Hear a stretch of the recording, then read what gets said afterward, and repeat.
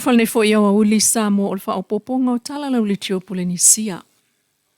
Tala tuliloa mo le whaamsinonga na tau ele mōli maulo na lua leo leo le sunga tupa i sapani. Ele whaamasinonga ele isona sila fia whaapitoa me tau whana po la au malosi. Ina ua taua ti ia ele loia Samuelu Mr. Robin Merchant. Ia tupa i ole whana e pei ona whaamatala e Samuelu na avane le ala. Mai sa whaatonu ia e whaau ole maliu i ala auli Malaysi Minister. Matali tupai a whai o tala na Samuelu e sao, mai na ia whaamatala le whaate si male 5mm pistol. Matau fo ia tupai o whaamatalaga na ale video, ai le aiso na iloa awa o le suenga o lo oia whaia o le tangata na maliwai tu au. Ai na tele manatua, po oai na taita ia le suenga mua na ave le warrant na mawai le whana, mai talitonu e iai mōli mau, mai o le ao mai fo ina mōli mau e tau. Na toe whaamanatu foi e le loia ia Robin Merchant le sunga atu pai e tali le fasili awa o ia sa taitai. Mai te e nai le manatu o le loia. Sa tau mawhai e whaasese le tala Samuelu masivai mo o aneai i le lua e le imana o lawa e whaiani mōliang o le aveta abale talu sa le fia talitonu leo i mau na alua ne mali o whaatau malama. Ai whaato au lato whaia lava mōlianga i le lua tolu na ua whaia e Samuelu whaamtalanga whaalumaluma e whaaluma i lato ma isi tangata. Mai na maua lava e leo Marie e le i whaalafia e Lise Marie e le aisa soli tula whono na whaia e Marie. Matua iai e le loia le soli tula whono o le ngā ruenga na whaatino e leo. E o lava i le lato whono malaauli e le aisa mōlianga na whaia awa e le mawhai na mōlia le ala i mau ua maua e le whaatuatuaina. Ma whamanatu atu ia i ele loia i atu pai, o le sao malele sao o le ngā luenga le nā ale whaamasino e whai. Pei tai sa le fia la auli il toe fo i atu e le aini mōlianga, o na isa se whaamtalanga, e ui ina whautua i ai la auli e toe oe avane whaatasi Samuelu male ala e whaatalanoa, pei tai e le itupu. Ma tau tino ai tupa i sa fia, i le taunu unga o lana suenga, pautangata e te tau na mōlia i le whai o whaamatalanga se o Samuelu masivai. O le whaalafia Lise Schmeto mōli mau, e le o sana ngā luenga le nā i le manatu tupai. Pei tai na tau atu e le loia. E le on tangata soli tu nā whono lea na whaalafia Lise. E talitonu Lise o lo whai e tangata ia le mea moni, e le i whaalafia o na whaapea sa soli tu nā whono la tau. Ma toe whaamanatu atu ia i le loia i atu pai, le soli tu la whono le whaasala lau ngā leo, i le fia mawai o Samuelu Sivai Mamari. Ai le lopo a soli tu la whono tangata. Malango ina ai e le whaamtalanga atu pa i e alau na mana o mia e leo le tangata ua soli tu la whono. Pe ua mana o mia foi e lona ainga. O le manatu na sa ili ai Samuelu masivai e whai mōlianga e tā ofi ai le whaalawi loa i le Facebook na i whaapea le atunu e moni. Mai na ta watu e le loia i atu pai. E tala whea ngai pe ana i loa e Lise o la ua ia ua soli tu la whono. Ai tali tupa i o lo lava i al nā manatu. E tuli loa ina pea, le mata upul nei le so. Tala tuli loa le whaamsinonga o whaanga solo nei le whaamsinonga whaitu malo i mulinu. O mōlianga o le whaia o tala ta se ina ai leo, ma le whaia o tala e whaama ina ai le tangata. O le tangi al komsina o mtanga luenga o leo au apa aulongo i tino Filipo, ma le tangi a Meikai, ma le ala il pule limoni a Yafi. Whaasanga ia Samuelu molon faltua ia Sivai, Lise Schmidt, li o whaatau malama awawa, whepule ai whaasavalu, mala auli al mali e tōpula tai vau. E o ane le tā o le lua i le awa uli o le aso lua na nafi le astolu o iuni, o tūla i lava le mōli maulo na lua le sunga tupa i sapani, o le aso lo na tōlua i lea o aso o lana mōli mau. Ma tuli loa ai pea lava, e leli i loia ia Robin Merchant o loia Samuelu masivai e tali le fasili, a le o le tala noa fua i isi tu, awa o Marie o leisi lea mōli mauta ua o le lato suenga pe ana siaki, mea manu o whaatino mōli a ngā leo le nā taimi, awa ana lea i Marie le eise keisa leo. Mai sa te tau fo ona sila fie e tupai, pe ua whaatino le whaamtalanga a Marie, le whaamtalanga lea Marie le eise mea na tusia i lea soiva, le eise mea i lea so sefulu tasi, sefulu lua, e whaato atusi lea so sutolu. Peitai, na whina ua tutupai, e tā ua umamta upu, whape nā fo i le mōli maua Marie, ei fo isi o lātou tiute mai o le hala le nā, o le suenga o whaia i le conspiracy po le whauwhaunga.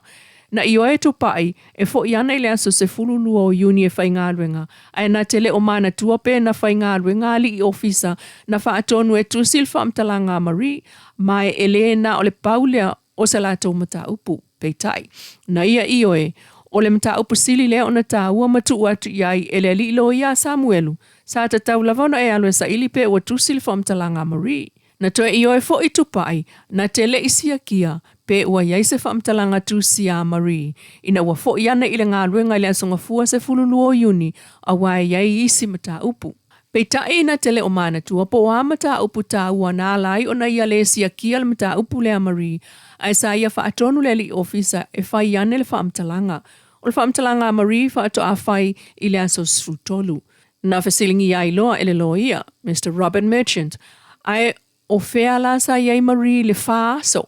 Matali tupai na avele leo e ainga iai, mai iai isi mea na tutupu ai, o a fianga tau whiusua inga. O le mafuanga le nā, na o ai loa leisi leo, ma ave Marie ilo na whale. Na tawat iai e Mr. Merchant i a tupai. Ele e tala whianga ise leo e whaia suenga e toe o ma avele moli mauru lato whale. Talu lau whaatonunga e o le leo lea ma Marie, mai o le ai fo ile moli maua le tūte te e. E le a inga Marie ma le leo na e whaatonu e o ma le teine. E ei fo ile moli mau, sa wha malo si e au leo sue, le sui o le whaamtalanga Marie, a wa o le taimi lava na la ave ai Marie i le whale na una i a i e sui lana tala. Mai ei fo i tamaita i leo, sa te tau ana ave le moli mau o Marie e o ma se isi leo tamaita i molo na saunga le mu. Peita ina tali tupai, o le leo na o ma Marie na ave iai ona e saunga le mu ai, mai o le tama e whailon to o lua. Sa tali tonu lava, e sefe ai Marie le whale o leli i leo lea. Ma leisi tu, na mana o leli i leo lea e o ma Marie, mai sa mana o i fo i Marie. E o ma le leo sue. Mai e iai fo i le mafuanga, na whai aila na whai unga, ona o isi a fianga. Peita e le iso nei loa i le tau mawhai ai o leo e suia se whaamtalanga a Marie. E iai fo i tamaita i leo, a e sa iai lavalona talitonunga e saunga le mu Marie i le ali i leo sue na la o. A e silo na e fsilisa o lava i le leo pe asa we whaila na mol mau awana tali tupa e na te leiloa. Matu uatulo iai e Mr. Merchant e te leiloa a wai tele iai. Ma whautua pea le lo ia i atu pai. E tari le fesili a wana te ilo le lei lava e le fetaui o se leo ma se moli mau i le fale. A e tali tupai o lana whaatonunga e o e whaile whaamtalanga Marie. E nisi o tala mai lava le whaamsinonga. I le vai aso taluai na angi ai o le whaamtalanga mua Marie sa whai elsus e ngā li o whaatamalama. Na tā uai e Marie o la ua ma Samuelu na iai le pōna la vea ai tu au. Ma vea ai Marie ma leisi moli mau. Peitai, o mai le whaasalonga i le moli mau lona lua. O whinau mai ai nei tupai, na lātou ave Marie ma Samuelu i le awala na maliwa i tu au. Oi inana sui ane ai le tala Marie le i ai. Ma ave iloa Marie leo e whaila na whaaptalanga e pe ona tā ua ilunga. Wha aso muli ane, wha ato atusil whaamtalanga suia a Marie i leo. Ai ole umane o na longo la au li tau nuungo le susu e ngā whai whaatasia li o matupai. Ma ngia ane ai loa whaasalalau ngā Samuelu i lungo le Facebook. Ma manatu ai loa tupai wa tatau o na tā ofil whaasalalau ngā lea. Ma iyo ai fo i tupai o le umane o na saini o le whaamtalanga Marie. Ele i ai vai tele le pō na mali waitu au. Whai ai loa lato susu e ngā whaasanga i a Samuelu malonto luo si vai. Ma ia ta uai e se umamea le na sa wai. Ma atili ai ona vevesi le atunu. O le umane o le video se te malu olua tolu, na toe sa ili ai loa e leo Samuelu ma sivai ma Marie. Na toe tatai ele lo ia a Samuelu le mata upu, i le nofuanga na la vea ai tu awe pe o na tau e tupai, sa o i ai ma Marie ma Samuelu, ma sui ai le whaamtalanga Marie le i ai. Ai le ai mani whaamau ngā tupai o le nā taimi o le susuenga. Ma tau ai e tupai, e le whetau i lava tala Samuelu li mamau se fulumita lea na ia po e ai lea tau le taavale, ma le tangata na lavea. Peitai, na i oe tupai e mawhai e Samuelu o nā lue pu e le ata.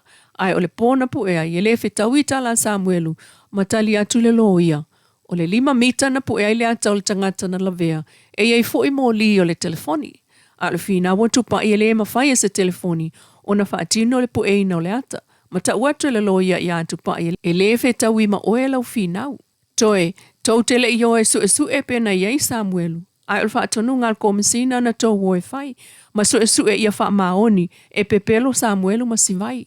Te ena e tupa i le nā tala loia mwha solo nei loa. I le whana, leo olo ta ua na ave ia Samuelu e tangata vale ai minister e to luol kapeneta. Tala na, o le nei au li mai lau li tio polinsia.